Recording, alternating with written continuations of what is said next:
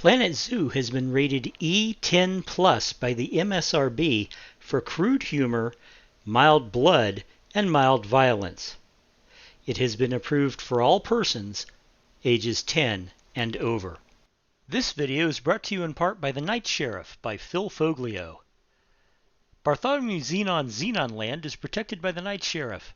Day and night, he's burdened by a witch's curse to be aware of all that live and play within the massive fantasy theme park. Now an attack on the park by a monster hunter who knows far too much threatens everything: the guests, the staff, and the supernaturals who take refuge in the park. The Night Sheriff must scramble to uncover not only the source of the threat, but the secrets of the park of which even he was not aware. If he doesn't, he may be doomed. The park may be doomed. And even the world may be doomed. And that's a lot of doom. Go to Amazon.com for your copy today. Hey kids, welcome back to the channel. Welcome back to Planet Zoo and the National Wildlife Park Project. What we're going to be doing in this video is giving a quick tour of the Seven Seas area. This is the zone that contains all of the oceanic animals. Excuse me for the cough. I'm on the edge of another cold. I hate colds, but I get them so often. Anyway, to start off with the zone, we have the Lighthouse restaurant. This is actually a blueprint I grabbed from the I believe it's a blueprint that I grabbed from the workshop. It might be something that came with the game. I don't know. One way or the other. It wasn't original to me.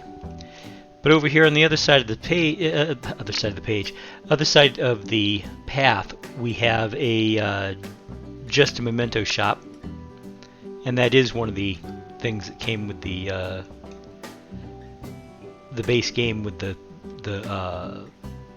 aquatic DLC. Now over here, what we have is the gray seals. They're doing pretty good. We're going to have babies here soon.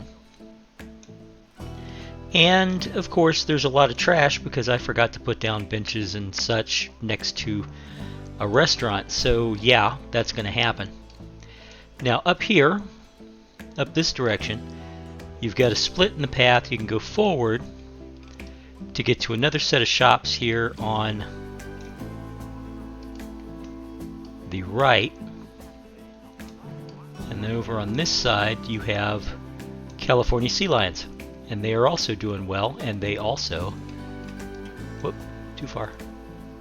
Here we go. They also have babies. They're cute, aren't they? Little baby seals. And the path continues here, and this over here on the left is an information station. On the right's the sea lions. And going forward, you have yet another snack shop and a drink. Over here is a bathroom and another viewing area for the sea lions. And then back this way, and up this side path here. Oh, looks like we're about to lose one of our reindeer from old age. That does happen. Up here, you of course have the king penguins, which were in our last episode. And that path there leads to the gray seals, and we have another information kiosk. Now, excuse me again. Continuing this way, we've got our memorial to oceanographer and explorer Jacques Cousteau. There are people who think he's a bit of a controversial figure, but me, I don't think so. I grew up watching his nature specials in the 60s, and believe me, I almost became a marine biologist. Almost. All because of him. So this path continues along the back side of the shops and along the front until finally we get to a very crowded area in front of our African penguins.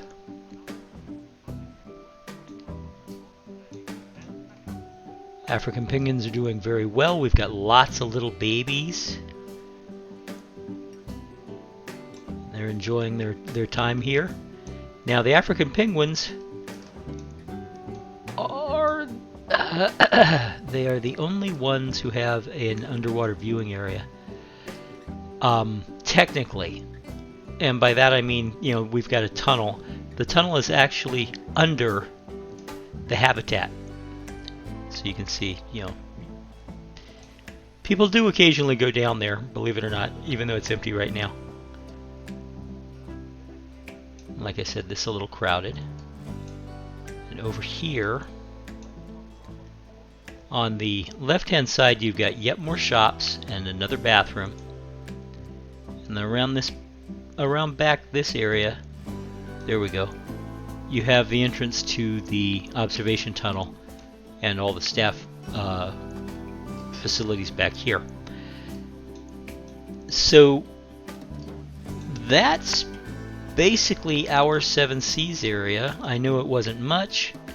It's a small area because it only has 4 animals in it. And I mean, wait until we get to Africa, guys. Africa's going to have a ton of animals.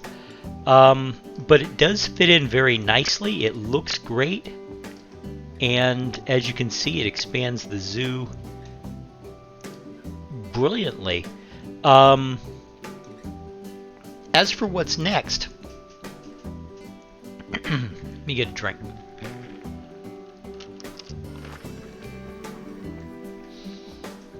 I'm drinking iced tea. But what I'm going to be doing next is I'm going to be adding the European animals, and I'm fairly sure I'm going to put them in this area here. I haven't figured out exactly what's going where. I do know that the first animal in this new zone is going to be the alpine ibex. It's a goat that lives in the mountains of Europe, in the Alps, obviously, given the name, the alpine ibex. Anyway, it's an animal that I've never worked with before. I've never built habitats with before, and I'm excited to try something new. And with that, guys, I will say thank you very much for watching. If you liked what you saw here, please hit that like button, subscribe if you haven't already, and I will see you in the very next video. Bye-bye.